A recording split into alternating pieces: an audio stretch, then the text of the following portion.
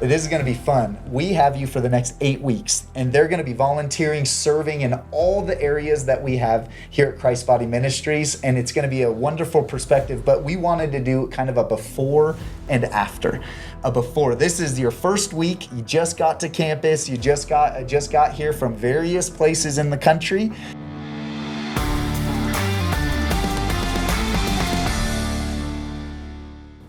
All right, and welcome to another episode of a Seat at the Table podcast brought to you by Christ Body Ministries, 850 Lincoln Street in Denver, Colorado. We care for the homeless and in so many different ways. And this is one of the opportunities that we have to share a little bit of what we encounter on the streets, to invite an audience from maybe outside of this perspective to learn a little bit more about what we encounter on a daily basis. And so I have the privilege of having some students with us from the Notre Dame Bridge program at Notre Dame in Indiana, and they're going to be with us for the next 8 weeks. How we doing, family? Great. Doing good. Yeah, welcome. Now, I read online, this is the exact language online of what the program is, but the Bridge students will be exploring the theory and praxis of justice through the lens of Catholic social tradition, emphasizing the ethics of encounter and inherent dignity of every human person. Does that sound like what you signed up for? Yes. Okay, great. So, man, we're so happy to have you. Really, what we're going to try and do is, this is going to be fun. We have you for the next 8 weeks, and they're going to be volunteering, serving in all the areas that we have here at Christ Body Ministries, and it's going to be a wonderful perspective, but we wanted to do kind of a before and after.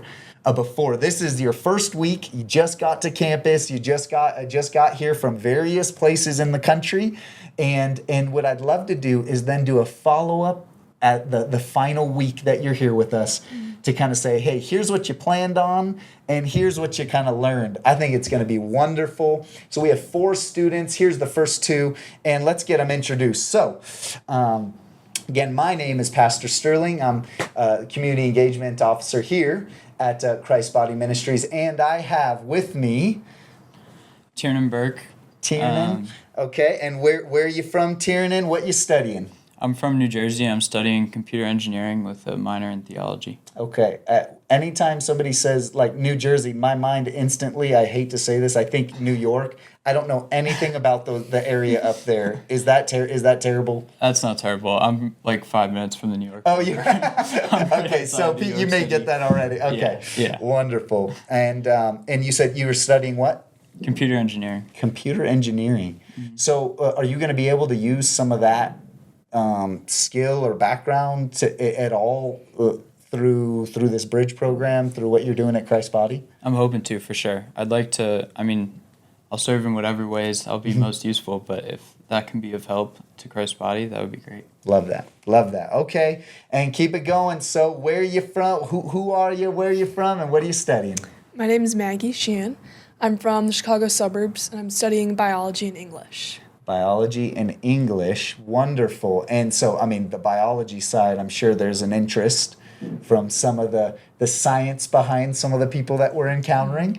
Wonderful. So my first question to you guys, now that we're getting introduced, is do you have any previous context? The way I understand it is that you sign up for the program with the expectations that you may be doing a myriad of things, but you then got placed at Christ Body Ministries, and then you got to learn, like, okay, what do they specifically do? Mm-hmm. So do you have any context in your past history of vulnerable populations, addiction, incarceration, homelessness, anything like that? I asked Tiernan first for his name first, so I'll go with Maggie first. Do you have any context with our population now that you've learned about who we serve? Yeah, so in the Chicago area, I volunteered through my youth group the past few summers at the Mission of Our Lady of the Angels, which does something kind of similar to Christ's Body. Okay. They have a grocery sort of store that's all donor funded where people experiencing food insecurity can come shop. So I volunteered there. They do Christmas lunches, ministry work, breakfast, kind of similar to Christ's Body, but specifically Catholic base. Yeah. It's run by a Franciscan order of nuns. Okay. And then in the fall at Notre Dame, I volunteered in South Bend, Indiana at the Center for the Homeless, working in childcare. So it was a homeless population, but younger, which is definitely going to be different than here. Yeah, It's so yeah. good experience to have. That's wonderful. And did you say that you serve? So you've served at both of those, and for how long? Was that like a monthly thing? Was that like just a one-time serving? Was that a week long, or what was kind of the timeline of that serving? So at Our Lady of the Angels, I went probably twice a year, Okay. consistently throughout high school, and then last summer I had the opportunity to do 4 days there. And through this program, ND Bridge, that we're here for, I met 4 students that were at the mission of Our Lady of the Angels doing the same program at that location. Oh my gosh! So you literally got to, and you were volunteering separately, and a group of Notre Dame students was doing the exact program. That then did that kind of spur you into like, well, maybe I should look into that program since I'm already doing work like this. Yeah, exactly. So at that point, I hadn't even stepped foot on campus, and already I'm seeing all the things that Notre Dame Wow. students can do. So I kind of kept that in the back of my mind Love that. for this winter. Love that. Oh, that's great. That's great. Set you up perfectly. That's Yeah. good. Now, same question to you, Taryn. Did you have any context or history with the population that we serve with? Yeah, I definitely don't have as much experience as Maggie. But Come on, Maggie. I had a couple of random, like, one-off, they were called midnight runs. And Okay. we would go through New York City and hand out food, toiletries, clothes to homeless Wow. people there. So I did that a couple of times in high school. But Midnight runs. Now, was that run through an organization, through school, or were you and your buddies getting together and doing midnight runs and chucking stuff out windows? Okay, wait. so Midnight Runs was the organization, and then my Wow. high school, we sent like a couple of kids at a time to go help them for the day. Wow, that's wild. So, and midnight, we serve here at Christ Body during the day because truthfully, there's a little bit more safety in daylight, just being honest, in our population. There's probably a whole nother layer of if you're doing stuff after dark. Yeah. From a safety concern, but that's wonderful. So both of you have some context working in this space. That's awesome. A little bit. That's great. So one of the things that I thought was really intriguing is that it was a little ambiguous for every person, their individual like curiosity or interest in why they were coming to serve at Christ's Body, but there was also an element of placement. So it's not like it was like exclusively Christ's Body or else, right? But in light of that, you all said that you were kind of given almost a research question, almost like here's what I'm gonna try and learn. I would love if you could both share this, because this I think is going to be especially meaningful when we look back in 2 months, is did we do anything with that kind of research question, or did we go a complete different direction? But I think that's good basis, a baseline for us. So Tiernan, first, for my question for you is, can you articulate what your research kind of question or curiosity was, what you were hoping to get out of this time with Christ's Body? Sure. Yeah. So what I was looking to research specifically was the factors that contribute to the persistence of poverty and homelessness. And in the little bit of research I did before this, I was looking at maybe like how would gentrification or redlining or really just looking at a myriad of factors, whatever seems to be prevalent. But the way that I was, aside from just like outside research, like looking at history or whatever, the way that I really wanted to look at this was by connecting with the people that we're serving here and seeing what factors have like affected their lives. So there's like a couple of random, outreach things I did in high school. They were good to be able to serve people, but I wasn't doing it consistently enough when we were kind of just driving around. So I could have like a 30-second conversation with somebody, but I couldn't like really connect with them and learn about them. Yeah. And I'm hoping that I can get some real connections and relationships here. Yeah. And through that, kind of better understand like what's leading to the continuance of homelessness. Yeah, man, what a great question. And truthfully, I would do a disservice to that answer. And I'll let you discover some of those. But some of those things that you mentioned, one of those be economics. So what is the economics of homelessness? Why do people stay in homelessness? Why is there a thing called chronic homelessness versus like, the difference of a couch surfer? Well, that's still a version of homelessness, chronic, shelter, transitional. And so there's definitely some different variations of homelessness. But the economic, what is the community effect? Like what we've discovered is a significant population come from broken homes. Mm-hmm. So you and I, when things go rough, who do we call? Most of the time, the family is going to be at least in the first couple calls that you make. Maybe your best friend, maybe a trusted confidant. But oftentimes, it's you go back on the foundation of family. So what if that's been taken away? And then you deal with, what about trauma, mental health, addiction? Well, they got a house, but now it's an empty house. So now they're depressed that they're in an empty house. What if there's programs that the government has, which is like food first, or so as long as you get you have food programs. So it's like as soon as you get your food, then you're fine. Housing first. As soon as you have a housing, then you're fine. Then you can. What about jobs first? Mm-hmm. Employment first. So it was almost like, what is the first thing you need to establish? And I think what we all have learned. And I even mentioned it a little bit this morning. There's so much, not comorbidity, but there's a consistency where there's so many levels of factors that it's not just one. So I hope that'll be wonderful for you to get to hear some of those things. I'm interested in hearing what you come up with and what you learn. But what the gift of this ministry that you'll learn is you will get face-to-face time. You'll get to hear stories. I have one story of a guy named Gino that I met that both his parents passed away, and he was looking around and he was putting the food in Tupperwares. And I just was like, what is going on here? This isn't a take-home box, he's doing a take-home box. And I went up and I asked it, and I got to just sit with him, Tim, and just talk to him. And he said, both my parents passed. I'm the oldest of 8 kids. Wow. I work 2 jobs. Wow.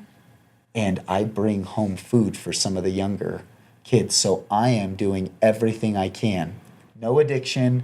There was some mental health stuff, that he had some learning disabilities and things, so he didn't have some of the higher career aspirations. He wanted to be more in the flagging and construction and stuff, more physical labor. Mm-hmm. And so he wasn't able to make a high-end income. And so he was literally caring for his family.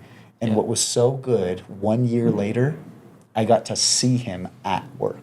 Wow. Yeah. So it was like such a for me, it softened my heart, Tiernan, to where I had a lot of assumptions.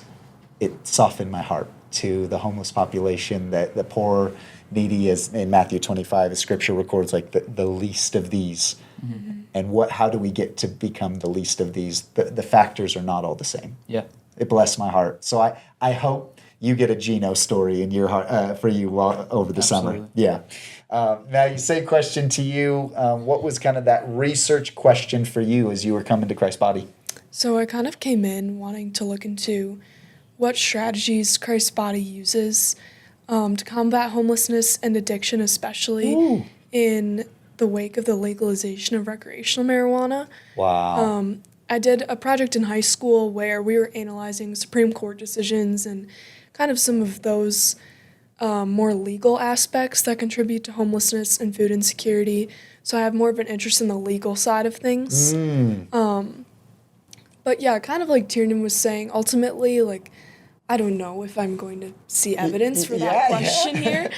I obviously hope that everything fits nicely in a research essay at the end, but I can't predict that. So the biggest thing I really hope to get out of this is, like Tiernan was saying, just a meaningful connection with the people that I'm serving. And then from there, hopefully there's something that I can kind of spin into, how is Christ's Body combating homelessness and addiction, and what government programs are contributing or hurting that. Yeah. Oh, I love that. Yeah, I can give some of that answer, but again, I'm not trying to make that give your answers for you. I want you to discover that. But we do partner with Rooted 303, which does peer navigating and peer and really resourcing for those that are encountering kind of a season of difficulty. And so that's one right off the bat. Now we know there's a holistic approach You got to care for their heart and their soul. But there's also a physical element. You got to care for, I mean, hey, somebody doesn't have shoes, doesn't have a coat, doesn't have clothes. Let's care for that. If there's a hygiene issue, let's do showers. Let's try and help them take one good step in the right direction. But those peer navigators are certainly one of the things that if somebody's in the heart and the mindset, truthfully, if they're in a healthy place that they're like, I'm ready to get help, we want to help them take that next step. We don't want to just leave them where they're at, you know? Yeah. So that's certainly interesting. And no question, when you look at nationwide, the places that have legalized marijuana or has spent significant money into the homeless population, you'll see as a general rule, there's not a decrease. There's an increase in homelessness as year over year, or maybe over a 5-10 year span. There's a significant increase. So why are the places that we're doing lots of good work, but somehow there's good work and so more people are coming? So people are getting off the street at a higher level, but more people are also coming for that. There's a lot of conversations to be said about that and the significant effects. I mean, the recreational drug side, what we've seen beyond the recreational drug side does that have any correlation with the massive fentanyl, the overdoses that we're seeing, the massive just fentanyl use? It's flooded the streets. And is there any connection with, well, we opened the door for this thing? Why? It's not that crazy that then a couple steps down from that would be other drugs that are now prevalent. It's a really interesting conversation, and I'm sure you'll get to see that. By the way, shout out, I got a personal friend that works in that exact space named Luke Niferatos that actually specially does work in, is that called lobbying, in that space of marijuana lobbying, talking about the long-term effects of that, whereas most people want to kind of turn a blind eye to it. So. Wow. I have a friend that I'd love to introduce you. Shout out if you see this, Luke. I'll tag you later. Love you, man. Well, thank you, Maggie Tiernan, for sharing. This is going to be a great 8 weeks. We're so glad to have you guys and looking forward to what the story that kind of God writes over the next couple weeks. And I'm sure we're going to have some great stories at the end. Awesome. Thanks for having us. Guys, appreciate you. All right. Hey, after the break, we're going to be introduced to a few more of the Notre Dame Bridge students. Stick around. Hey, good morning. We are with the interns from Notre Dame. We got Tiernan, and we have the amazing Isabel. How are you doing this morning? Good, how are you? Great. So we just want to get your take. You guys are doing breakfast this morning at Daily Bread. What do you think about this? It's great. It's always nice to interact with people who are excited to get food. They're excited to see you. So, yeah. That's awesome. What do you think, Jude? Great to connect with people, great to serve. Yeah, it's awesome. Awesome. We're so thankful you guys are here early in the morning. What time did you guys get here this morning? 6. We were a little late, but like 6:35. 6:35 is late? Yeah. Bus schedule is a little off today. Awesome. Well, we're so thankful and appreciate you here. Yeah, thank you.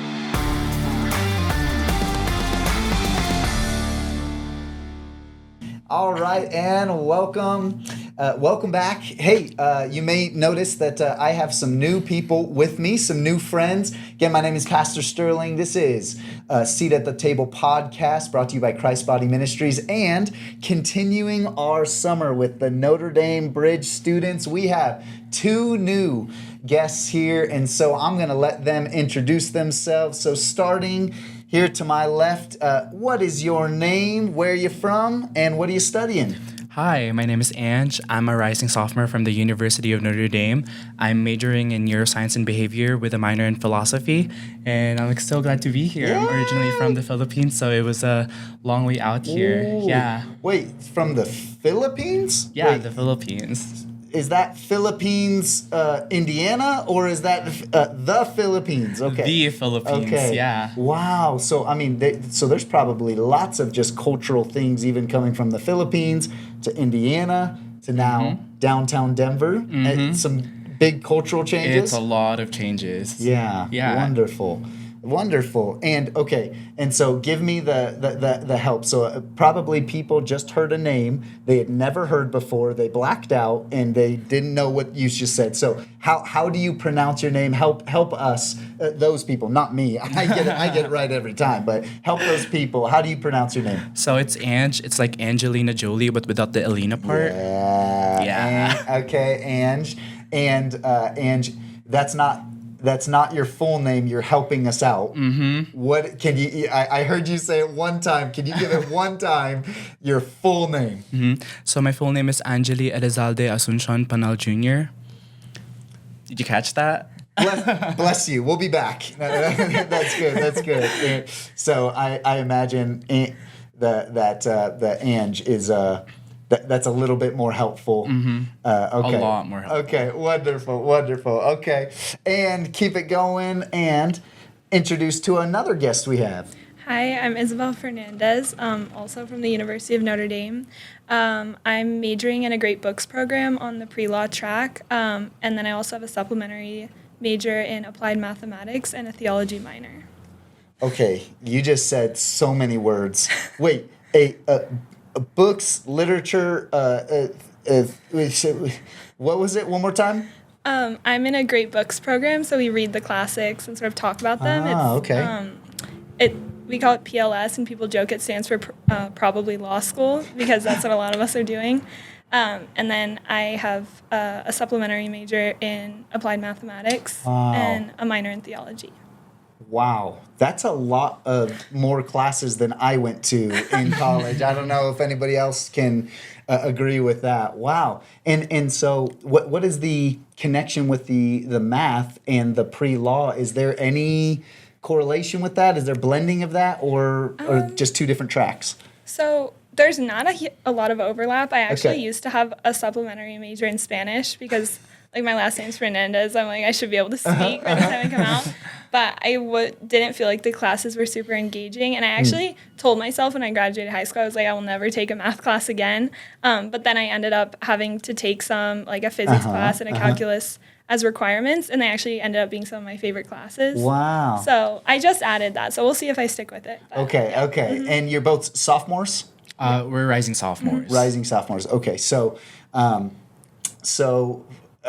Isabel, there's two things I want to address with it. So first thing is like pre-law, math, Spanish, and theology. There's not like immediate connectors with any of those things, right? I mean, those are almost seem like separate tracks, though I'm sure you can use theology in anything, literature in anything. I mean, literature's great for in anything. English and lit is great anywhere, but well, I think if I were to say something that connects it for me, I think theology actually connects all of it. Like, I think when I was taking my physics class, we focused a lot on like space and cosmic microwave background and Big Bang. And I think through studying that, like, there were points during the semester where I feel like my faith maybe took a dip. And then going to my physics class and actually seeing like there's an intentional design, but then also with concepts like quantum mechanics or something, like there are things that actually science will never be able to explain. Like, there are theories that say this will never have an answer. I think there's a theology to that. I think the fact that like even secular philosophers seek understanding of like the good life, there's a theology to that.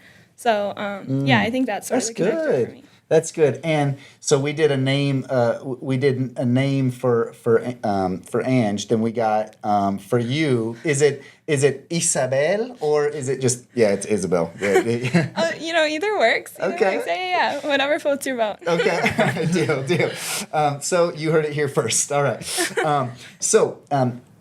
As I understood it, and I asked the same question with the other students, that there was an element of you knew that you were coming here for through the Institute for Social Concerns. So you knew there was an element of populations that you were going to be serving, but you really got placed at Christ's Body.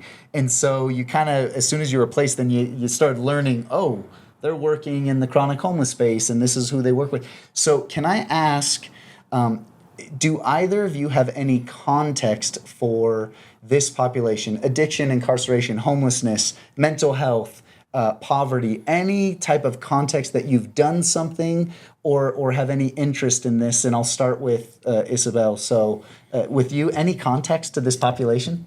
Yeah, so in high school, I was part of a group with my brother and some of my closest friends that would do something called Holy Week missions. And we'd also do missions at other points during the year, but like sort of our big event was during Holy Week, where we'd go. I'm from the DC area, and so we'd go and stay at a church in DC, and we'd just pray with people. We'd like carry crosses, and we'd also bring sort of like the manna bags that you guys bring. Come on. And I think that was almost the main focus was prayer, and then we also brought resources, and so that was sort of like not an afterthought, but that was like not the main aspect of the ministry. But then I worked at a place called St. Margaret's House, which is a women's shelter in South Bend. And that is much more the services rather than the faith. And so I think here is bringing a really interesting sort of balance of the two. Yeah. So yeah, I have a little bit of background. Come on. That's wonderful. Okay. And if I didn't mention this earlier, you're in your first week here. Mm-hmm. So we're going to, again, check in 2 months and kind of see, because things will definitely change with what God's doing in your heart and your experiences. But in your first encounter, you said, "Yeah, wow, that maybe this mirror or this merges the two things." That's wonderful. Yeah, and keep it going. And so, for any context for you in this population or what you think, Christ's body does. So I've been involved with a lot of works relating to poverty and the housing crisis. Back in 2024, I was given the opportunity to go here to the United States to engage in like a government exchange program where we basically just like did a lot of training in like civic engagement and leadership, and it basically culminated in us creating a project that will promote some sort of sustainable community back home in the Philippines, especially in like the very underdeveloped regions of the country, particularly in the island of Mindanao. So after doing my exchange program, when I got back to the Philippines, I started my own project called Project Daya, where we basically worked with a lot of kids that are less privileged, and a lot of them are like troubled kids or were neglected by their parents. So I would say I have a lot of background in terms of like those topics. Though one thing like that is very interesting to me, and like which is I'm really glad that I was placed here specifically, was because I've usually seen these aspects in like children, but I've never worked with adults before, or like people who were formerly incarcerated. So it's really interesting being able to see like lenses from like the lives of people from very different time frames, like them as children, and being able to see a new perspective of that with like these kids as adults. Wow. Yeah. That if you see the effects that are significant of poverty when they're young, what if you see that 2 decades later? What is the long-term effects of some of those poverty circumstances?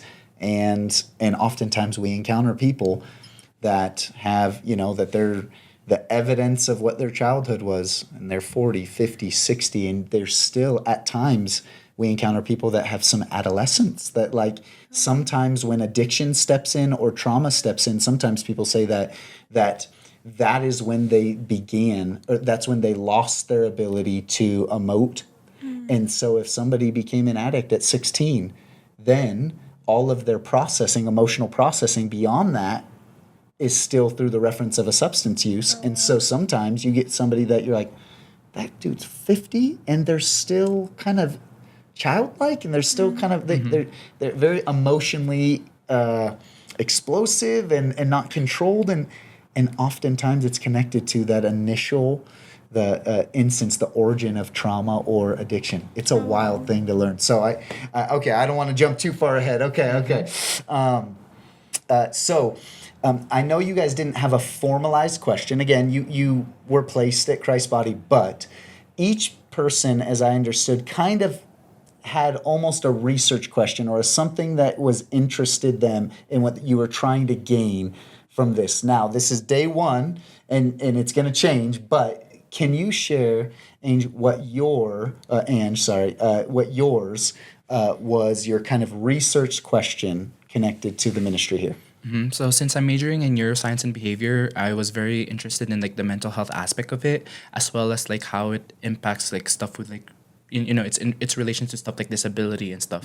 So my research question is, it doubles upon like how mental health and disability influences the experiences of homelessness here in Denver. Wow. And how we could potentially guide like resources and stuff towards like helping these people rehabilitate themselves out of homelessness. Wow. And when you talk about, I mean, how broad the spectrum is of disability and mental health. Oh my goodness. There's that alone. The question is that is constantly posed is, whenever you break your arm right now, where do you go? You go to a doctor to physically heal you.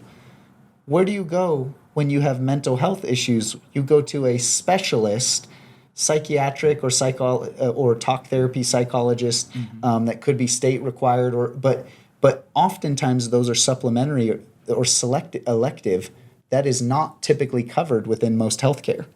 So that's like that's an extra thing. Oh, you're so privileged to have psychiatric help, mental health help. Well, but in every other world, in every other ailment, there's a specialist for that, and it's part of what we would consider holistic health. That's a good point. Yeah. It's an interesting thing that's like, well, mental health, you'll get that later, or if you have a little extra money, you can get that.